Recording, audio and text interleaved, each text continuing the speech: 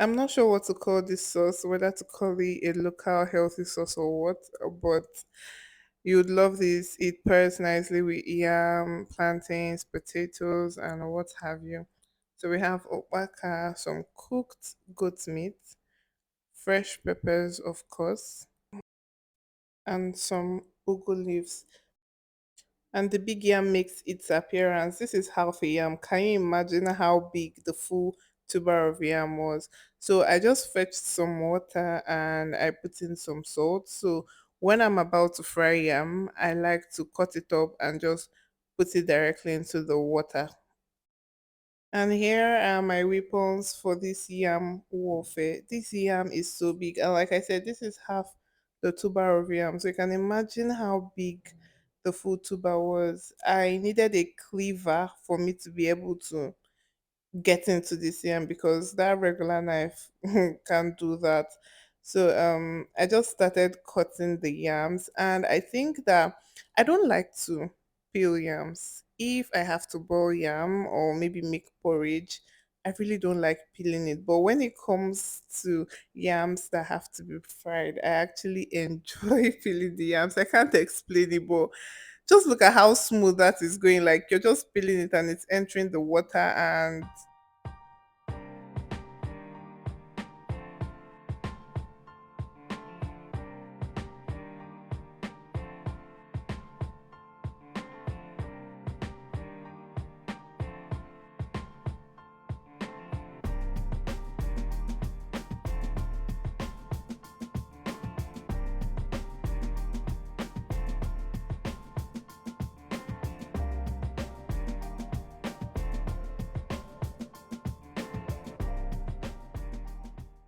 I noticed I was running out of time, so I had to put in some oil into the frying pan, and of course, my bow oil to the rescue as always.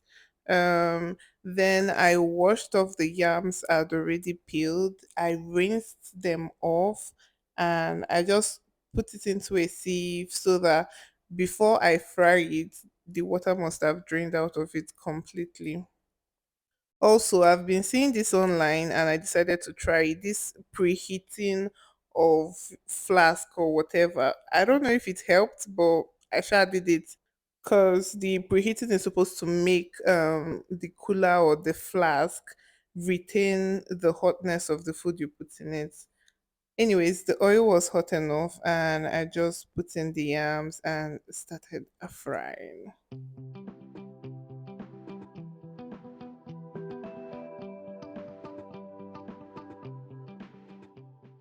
I've seen videos where people have to sprinkle some water into the frying pan while they are frying the yam. I would not try that.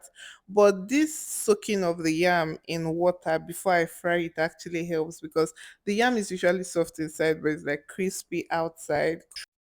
I think something else is to make sure that the oil is hot enough before putting in the yams.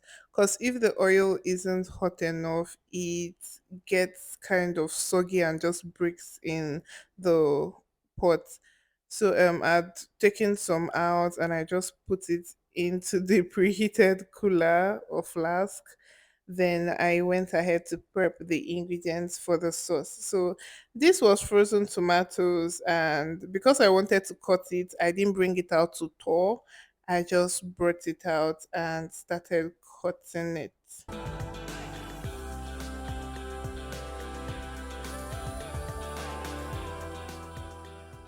In a pot, I put in some vegetable oil and some palm oil. Then went in with onions and the fresh tomatoes I cut. So because this was frozen, it had a lot of water and it took a bit of time for me to fry it properly. But when it was properly fried, I went in with the cooked goat meat. At this point, I was indecisive, but I eventually decided to put in some eggs. So I put in the eggs.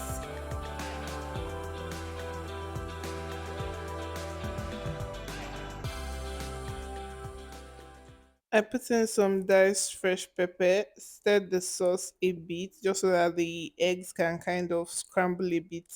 Then I put in roasted fish At this point, I went in with every other ingredient. Ukpaka is highly proteinous.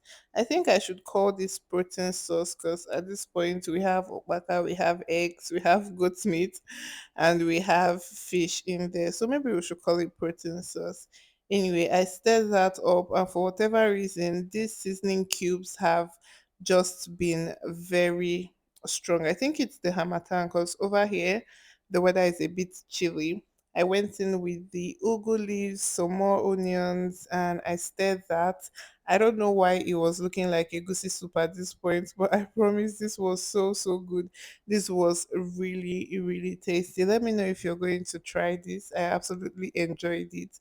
I think that it's just perfect with fried yam, but you can have it with boiled yam or boiled potatoes or whatever. Thank you so much for watching. I would see you in my next video. Bye.